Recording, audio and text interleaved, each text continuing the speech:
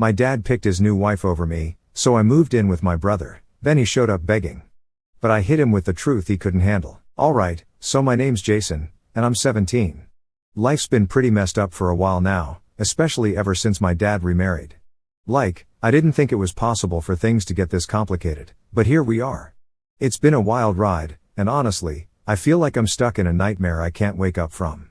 Let me start from the beginning, though, so you can get the full picture of how things went down. My mom passed away when I was 10, which sucked big time. She had cancer, and it was rough watching her go through it. My dad, who's 45 now, didn't handle it well at all. He threw himself into work, trying to keep everything together, but honestly, it was a mess. He was barely around, and I was just a kid, not really understanding what was happening. The only person I could rely on was my older brother, Ryan. He's 22 now, but back then, he was 15, and he stepped up like crazy. I mean, this dude was basically my parent for a while. He'd make me breakfast, help me with homework, and crack jokes to make me laugh, even when things felt like they were falling apart. We became super close, like we had this bond that nobody else could get. Dad noticed and didn't seem to mind back then because he was too wrapped up in his own stuff. Fast forward a couple of years, and that's when Carla enters the picture.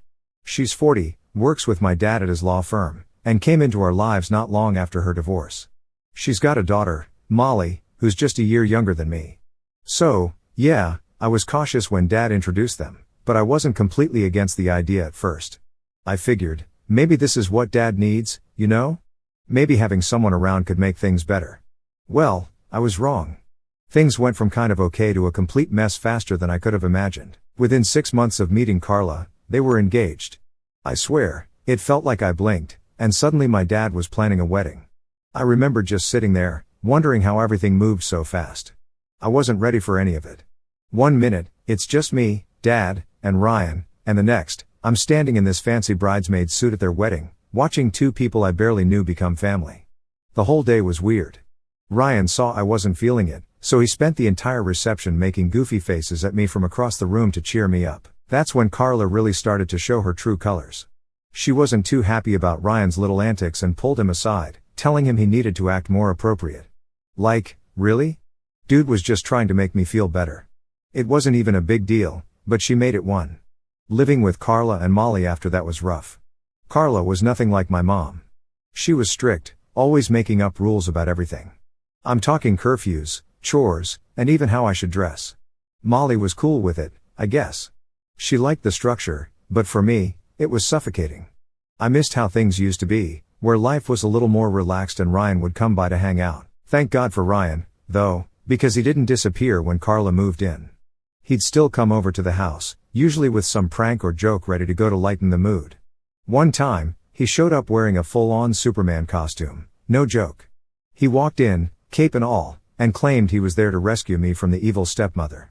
I was dying laughing, but of course, Carla wasn't. She got so pissed, saying it was disrespectful and that Ryan was undermining her authority. Whatever. Dad thought it was funny, but Carla couldn't take a joke, and that's when things started to get really tense between us. She didn't like how close Ryan and I were. She'd always make these passive-aggressive comments about how unhealthy it was for siblings to be that close, saying I needed to grow up and stop relying on him so much. Dad tried to play the mediator, but honestly, he was pretty useless at it. He'd defend me at first, but the second Carla pushed back, he'd fold like a cheap lawn chair. It was like he was too scared to stand up to her. Every time I looked at him, I could see that internal struggle, like he was torn between his wife and his kids, and it hurt, man.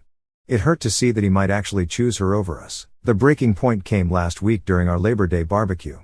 Now, this barbecue is a huge tradition for our family. Mom started it years ago, and it's always been this big deal, friends, family, the whole shebang.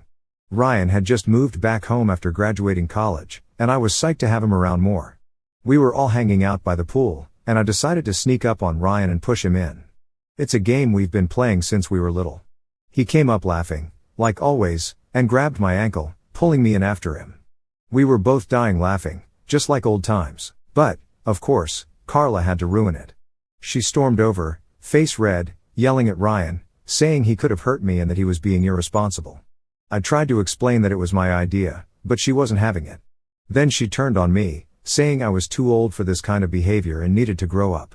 By this point, everyone was watching, and I was mortified. I just snapped. I told Carla to mind her own business and that she had no right to dictate how Ryan and I acted with each other. The entire backyard went silent. You could have heard a pin drop. I had never spoken to her like that before, and everyone looked shocked. Dad stepped in, trying to calm things down, but the damage was already done. The barbecue ended early, with everyone making awkward excuses to leave. That night, Dad came to my room, telling me I needed to apologize to Carla. I couldn't believe what I was hearing. I told him straight up that Carla was the one who overreacted, not me. I reminded him of all the times she'd tried to come between Ryan and me, all the times she'd criticized us, and how she constantly made me feel like I didn't belong in my own home. I asked him why he never stood up for us, why he always let her push us around. He didn't have an answer. He just looked at me, hurt and angry, and said I was being unfair. I was done at that point. I told Dad I wasn't going to apologize until Carla did first. He left without saying anything else, and now the house feels like a battlefield. Carla won't talk to me directly, only through Dad or Molly. Ryan feels guilty and hasn't come over since the barbecue, and Molly's trying to play peacemaker, but she doesn't get it. She's never had to deal with a new parent being shoved into her life and making her feel like an outsider in her own family.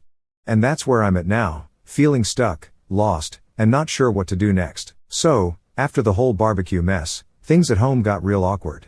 I thought maybe after a few days the tension would ease up, but nope, it actually got worse. Carla barely spoke to me, and when she did, it was through gritted teeth or some passive-aggressive comment about respect.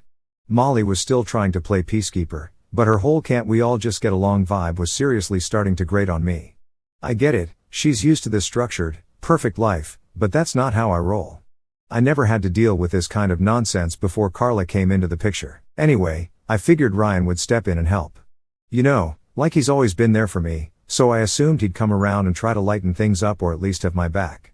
But guess what? He stopped coming over. Yeah, completely. I didn't get it at first. I was texting him, calling him, but he kept brushing me off with stuff like, I just need some space right now, or let things cool off for a bit. I was fuming because this wasn't like him.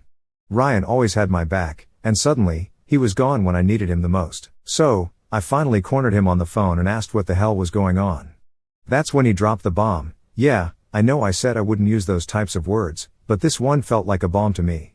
He said Carla had sent him this long text about how he was disrupting the family and setting a bad example for Molly and me. She basically blamed him for everything going wrong between us. I could practically hear the guilt in his voice as he told me he thought it'd be better if he stayed away for a while to let things settle down. Settle down? Seriously? I couldn't believe he was just backing down like that. I told him that's exactly what Carla wanted, to drive a wedge between us, and he was playing right into her hands. But Ryan's always been the peacekeeper, and I guess he thought this was his way of making things easier. He begged me not to confront Carla about it, said it'd only make things worse. I could hear the exhaustion in his voice, and honestly, it scared me. My brother, the guy who always stood up for me, was just tired. I hung up the phone that night, feeling more alone than ever. The one person I could always count on had basically checked out, and I didn't know what to do about it. So, I just started keeping to myself more, staying in my room, avoiding Carla and Dad as much as possible. I knew if I tried to talk to Dad, it'd just turn into another lecture about respecting Carla and how she's been trying so hard to make things work. Yeah, okay, Dad, whatever. Then came the new house rules. Carla must have been feeling real empowered after getting Ryan out of the picture because she laid down a bunch of new rules that were clearly aimed at me. First, she decided I needed a curfew, a 9 p.m. curfew on weeknights and 10 p.m. on weekends. Like, I'm 17, not 12, and it wasn't like I was out partying every night. But here's the kicker, yeah, I used it, sue me, Molly didn't get a curfew. When I pointed out how unfair that was, Carla said it was because Molly had proven she was responsible, and I hadn't. Oh, and she started checking my phone, not in a casual let's see who you're texting way, but full-on monitoring my phone usage, as if I was some sort of delinquent. She even threatened to take away my car privileges if I didn't start showing more respect around the house. And the worst part? Dad just sat there, nodding along like a puppet. He didn't really seem to agree with her, but he sure as hell wasn't going to disagree either.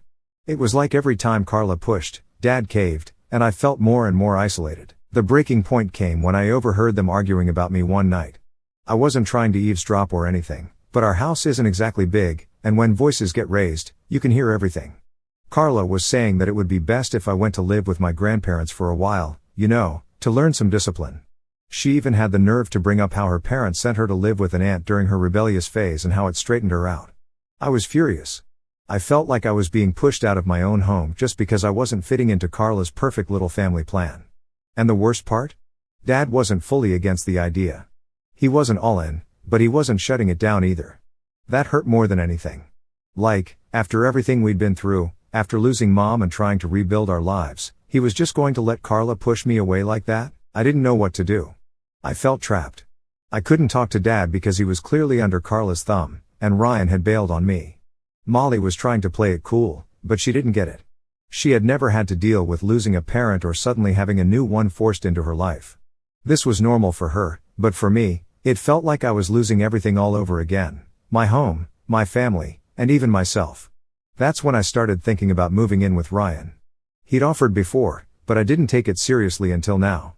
The thought of leaving Dad behind tore me up inside, but I couldn't keep living like this. I felt like I was suffocating under Carla's rules, and Dad wasn't going to do anything about it. Moving in with Ryan meant starting fresh, maybe even changing schools for my senior year, but at least I'd have some breathing room.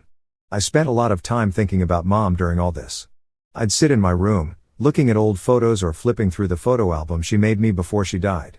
There was one picture that always stood out to me, Ryan, Dad, and Mom at the beach. I was on Dad's shoulders, and Mom was laughing while Ryan made a goofy face for the camera. We looked so happy back then, like nothing could ever break us apart. But here we are, broken. I wonder what Mom would say if she saw us now. Would she tell me to try harder with Carla? Would she understand why I couldn't? I didn't know. All I knew was that I couldn't stay in that house any longer, not with the way things were. So, I made a decision. I packed a bag, grabbed the photo album, and called Ryan. That was it. I was done trying to make things work with Carla and Dad. If they couldn't see what was happening, then I couldn't stick around to watch them ruin what little family we had left. Alright, so here I am, staying with Ryan. It's been about a week since I packed up and left Dad's house, and man, it's weird. Like, I feel relieved, you know? No more walking on eggshells around Carla or listening to her stupid rules. I can actually breathe here. Ryan's apartment isn't anything fancy, he's still trying to get on his feet after graduating, but it feels like home. It's small, a little messy, but there's none of that tension hanging in the air like back at Dad's place. The first couple of days were kind of nice. Ryan didn't pressure me to talk about everything, and we just hung out like we used to. We binge-watched some terrible reality shows and ordered pizza, basically avoiding real life for a bit. But as the days went on, reality started creeping back in. I knew I couldn't just hide out forever. School was still a thing, and I had to figure out how to explain all this to my friends without sounding like my life had completely gone to crap. But the biggest thing on my mind? Dad. He hadn't stopped texting and calling since the minute I walked out the door. At first, I ignored it. I didn't want to deal with him or hear another one of his lame excuses about how I should respect Carla or how she was just trying to make things work. But after a while, the guilt started creeping in. I missed him, despite everything. He was still my dad, and I couldn't just erase that. So, one night, after Ryan had gone to bed, I sat down with my phone and scrolled through all the missed calls and messages. There were dozens of them, most saying the same thing: come home. We can talk this out. He apologized, said he didn't mean to hurt me, that he didn't realize how bad things had gotten. It felt like a knife twisting in my gut because a part of me wanted to believe him. I wanted to believe that he would stand up to Carla and that we could fix everything. But another part of me knew better. He'd been choosing her over me for years now. Why would it be any different this time? I decided to call him back. It was late, and I didn't know if he'd even pick up, but I couldn't keep ignoring him forever. He answered on the second ring, his voice tired but hopeful. We exchanged some awkward small talk at first, neither of us really knowing what to say. Then he dove right into it. "I'm sorry, Jason," he said, his voice cracking a bit. "I never meant for things to get this bad. I just didn't know how to handle it." I wanted to be mad, but hearing him like that made it hard. He sounded like the dad I used to know, the one who actually cared. But I wasn't about to let him off that easy. "You let her push me out, Dad," I said, trying to keep my voice steady. "You've been letting her control everything for years. It's like I don't even matter anymore." There was silence on the other end for a moment, and I could almost hear him thinking, trying to figure out how to respond. "That's not true, Jason," he finally said. "You matter more than anything. I didn't realize how much Carla's been pushing you away. I thought we could make this family work." That hit me hard. I wanted to believe him, I really did, but something inside me just wouldn't let it go. Then why didn't you stand up for me? Why did you let her treat me like crap? I asked, my frustration boiling over. You always took her side, Dad. Always, he sighed, and for a second, I thought he was going to start crying. I was scared, Jason. After your mom died, I didn't know how to do this on my own. When Carla came into my life, it felt like a second chance, you know. A chance to rebuild. But I never wanted to lose you in the process. I didn't know what to say to that. I'd never heard Dad sound so vulnerable before, and it threw me off. But at the same time, I couldn't just forgive him, not yet. I don't know if I can come back, Dad, I finally said, my voice barely above a whisper. Not with her still there. I get it, he said, and I could hear the sadness in his voice. But can we at least try? Please. I didn't answer right away. I wanted to. I wanted to say yes and go back to how things used to be, but I knew that wasn't possible. Things were too messed up now. I'll think about it, I told him, and before he could say anything else, I hung up. That night, I couldn't sleep. I kept replaying the conversation over and over in my head. Was I being too hard on Dad? Should I give him another chance, or was I right to stay away? I didn't know anymore. I felt torn between wanting my old life back and knowing that things would never be the same. The next day, Ryan noticed something was off. I guess I wasn't as good at hiding my feelings as I thought. We were sitting in the living room, eating breakfast, when he finally asked, "You okay, man?" I shrugged. "Yeah, I guess. I talked to Dad last night." Ryan raised an eyebrow. "And?" "He wants me to come back," I said, staring at my cereal like it had the answers I needed. He apologized, said he didn't realize how bad things were. Ryan didn't say anything for a minute, but I could tell he was thinking hard.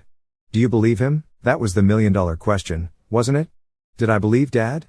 Part of me did, but another part just couldn't forget how he'd let things get this bad in the first place. I don't know, I admitted. I want to, but Carla's still there, Ryan finished for me. I nodded. Yeah, Ryan sighed and leaned back in his chair. Look, man, I get it. I know you miss Dad, and I know you want things to be different, but if you go back and nothing changes, you're just going to end up right back where you started. He was right. I knew he was right, but it didn't make the decision any easier. For the next few days, I kept going back and forth in my head. I'd get a text from Dad, and it would make me want to pack up and head back home, but then I'd remember all the crap I'd been dealing with, and I'd change my mind again. It was exhausting. Finally, after about a week of indecision, I decided to have one last talk with Dad, not at the house, though. I wasn't ready to face Carla yet. I texted him to meet me at the park where we used to go when I was a kid. It felt like neutral ground, a place where maybe we could talk without all the baggage hanging over us. When Dad showed up, he looked like he hadn't slept in days. His hair was messier than usual, and he had bags under his eyes. For a second, I felt guilty for putting him through all this, but then I reminded myself that this wasn't all my fault. We sat on one of the old benches, neither of us saying anything at first. Finally, Dad broke the silence. "I've missed you, Jason," he said, his voice soft. "I've missed you too, Dad," I admitted, "but I don't know if I can come back, not with how things are." He nodded, like he'd expected that. "I get it. But I want you to know I'm trying. I talked to Carla. I told her things need to change." That surprised me. "What did she say?" "She wasn't happy about it," he said with a slight smile, "but I don't care. You're my son, Jason. I can't lose you." Hearing that made something shift inside me. Maybe there was a chance to fix things after all. But I still wasn't sure if it was enough. "I just need some time," I told him, and for the first time, Dad didn't push. He just nodded and said, "Take all the time you need." So, after that talk with Dad at the park, I thought maybe things would start to settle down. He'd said all the right things, you know, told me he talked to Carla and that things were going to change. But even though I wanted to believe him, there was still this nagging feeling in the back of my head, like maybe this was just more talk and no action. It wouldn't be the first time. I stayed with Ryan for a few more weeks, trying to figure out what I wanted to do. Ryan was cool about everything, never pushing me to make a decision. We kept things pretty chill, just playing video games and hanging out, but I could tell he was worried about me. I wasn't sleeping great, and I kept going back and forth in my head about whether or not I should move back in with Dad. It's like, one minute, I'd miss him and think maybe I should give it another shot, and the next minute, I'd remember how bad things were and get pissed all over again. Then, out of nowhere, things took a turn I didn't expect. One afternoon, I was chilling in Ryan's apartment, minding my own business, when I got a call from Molly. Now, Molly's never been the type to reach out unless she absolutely has to. She's always been more on Carla's side, trying to keep the peace and not rock the boat, so hearing from her was weird enough. But what she told me next threw me off even more. "Jason, you need to come home," she said, her voice shaky. What? Why?" I asked, completely caught off guard. "Dad and Carla, they're fighting, like, bad. I think she's leaving," she said, her words coming out in a rush. My heart dropped. I didn't know what to think. Carla leaving? That didn't seem possible. She'd basically taken over everything at Dad's house, and now she was just going to up and leave? "Are you serious?" I asked, still trying to wrap my head around it. "Yeah, it's bad. I don't know all the details, but Dad's been really upset, and she's been packing her stuff. You should come back and talk to him," Molly said, sounding more stressed than I'd ever heard her. I didn't know what to do. Part of me was relieved, honestly. If Carla was gone, maybe things could finally go back to normal. Maybe Dad would stop being so passive, and we could have our family back, or at least something close to it. But another part of me was wary. It felt too sudden, too convenient. Like, what changed? I told Molly I'd think about it and hung up. Then I sat there for a while, just staring at my phone, trying to process everything. Ryan walked in a few minutes later, noticed I looked off, and asked what was up. I told him about the call, about Carla maybe leaving, and how Molly wanted me to come back home. Ryan didn't say anything for a minute, just sat down across from me, thinking. Finally, he said, "Do you really think things are going to be better if she leaves? Like, I get why that seems like a good thing, but is that really going to fix everything?" I hadn't thought about it like that. I was so focused on Carla being the problem that I didn't really stop to consider if things would actually get better without her. But Ryan was right. There was more to it than just Carla. Dad had let all of this happen. He'd let her walk all over me for years, and even if she was leaving, that didn't change the fact that he hadn't stood up for me when it mattered. "I don't know, man," I said, rubbing my face. "It's just, if she's gone, maybe it'd be different, you know? Maybe Dad would, I don't know, be himself again." Ryan gave me this look, like he was trying to figure out how to say what he was thinking without pissing me off. "I get it, but just be careful, alright? You can't go back expecting everything to be perfect just because Carla's gone. Dad's still got to step up. You can't keep waiting for him to fix things." He was right, of course, but I wasn't ready to give up on Dad yet. I figured I'd at least go back and see what was happening. Maybe, just maybe, things could change. So, I texted Molly and told her I was coming over.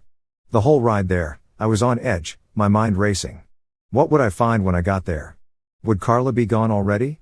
Would Dad actually be willing to talk? I didn't know what to expect, but I had to find out. When I pulled up to the house, everything looked normal on the outside, but as soon as I walked in, I could feel the tension. It was thick, like you could cut it with a knife. Molly was sitting on the couch, looking pale, and Dad was pacing in the kitchen, running his hands through his hair like he didn't know what to do with himself. "Hey," I said, stepping inside and trying not to sound as nervous as I felt. Dad stopped pacing and looked at me, his face a mess of emotions, anger, sadness, maybe even relief. He looked like he hadn't slept in days. Molly just glanced up at me and nodded before looking back down at her phone. "Jason," Dad started, but he trailed off, like he didn't even know how to finish that sentence. "What's going on?" I asked, keeping my voice steady even though my heart was racing. Dad sighed and sat down at the kitchen table, motioning for me to sit across from him. "Carla, she's leaving.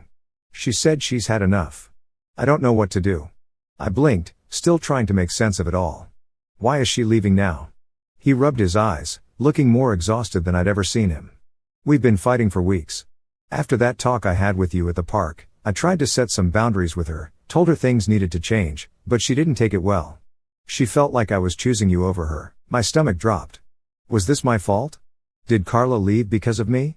"I didn't want this, Jason," Dad said, his voice breaking a little. "But I couldn't just keep letting her control everything.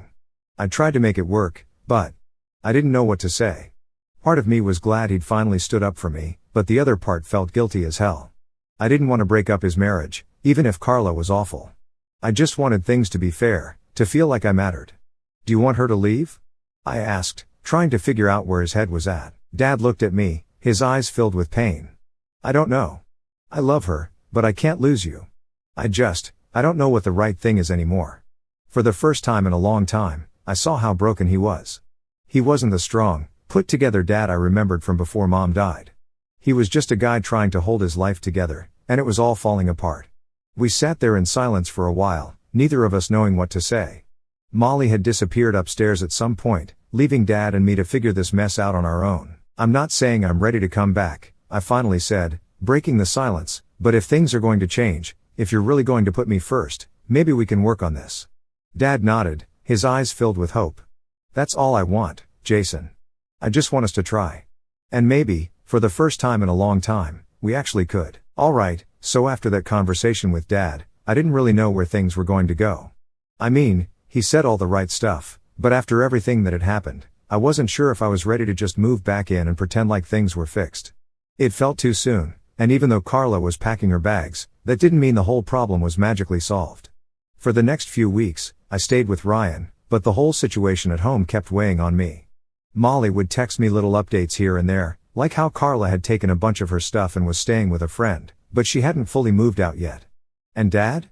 Well, he was trying to keep things together, but he was clearly struggling. I felt bad for him, but at the same time, I was angry that it had taken this long for him to realize how bad things had gotten. Then, out of nowhere, things took a turn I didn't expect. One afternoon, I was chilling in Ryan's apartment when I got a call from Molly. Yeah, the same Molly who usually stays out of drama. She's not one to reach out unless it's serious, so I knew something was up. "Jason, you need to come over." "It's Dad," she said, her voice shaky. My heart dropped. "What's going on?" I asked, already grabbing my keys. "He's been really down lately, ever since Carla left. I don't know what to do. He's not himself," she said, and I could hear the worry in her voice. I didn't think twice. I drove over to the house as fast as I could. When I got there, Molly was sitting on the couch, looking like she'd been crying. Dad was in his office, and when I walked in, I could see what she meant. He looked terrible, like he hadn't slept in days. His usual calm, collected self was gone, replaced by someone who looked completely lost.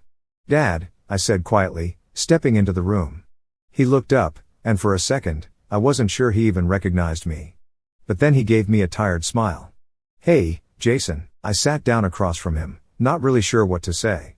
"Molly said you've been struggling," he sighed and rubbed his face. "Yeah, I guess I have been. It's just everything. Carla leaving, the stuff with you. I'm trying, Jason, I really am, but I feel like I've failed at everything." Hearing him say that hit me hard. I'd been so focused on my own anger and hurt that I hadn't really thought about how much this was affecting him. He'd lost a lot, too, his wife, his relationship with me. It wasn't just about me anymore. "You haven't failed, Dad," I said, my voice softer than I expected. "You're still here. You're still trying. That's what matters." He looked up at me, and for the first time in a long time, I saw a glimmer of hope in his eyes. "You really think so?" "Yeah," I said, nodding. "We're both still figuring it out, but we can do this. We'll get through it." And for the first time in what felt like forever, I actually believed it. We weren't there yet, but we were on the right path, and that was enough for now.